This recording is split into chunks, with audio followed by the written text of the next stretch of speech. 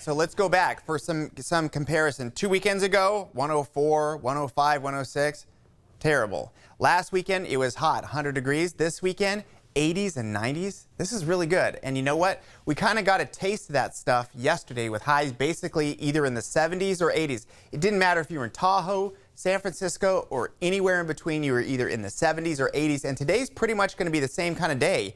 I think the only real change today is that we're going to have this weird area of low pressure get closer to us with some moisture. I'll show you that in just a second. But going through your towns and temperatures, again, somewhere in the mid 80s is a good safe bet. The wind's with you all day long. You're going to be where you were yesterday, some low 80s as well. So a good weather day yesterday. Today about the same. Tomorrow about the same. So what's changing? High pressures hasn't really changed that much. It's still roughly in the same spot. What's different about today is that the low, which has helped bring in the wind yesterday and some cool temperatures, is getting a little bit closer. There's good and bad with this. The good is that we get cooler temperatures. The weird part of this, I'm going to throw in an extra one, is that the clouds are thick enough that it looks like solid rain is heading to us. A lot of this will not hit the ground. A lot of it's still off the coast, but we could be looking at some drizzle, maybe some legitimate light rain in some of the coastal areas either today or tomorrow morning.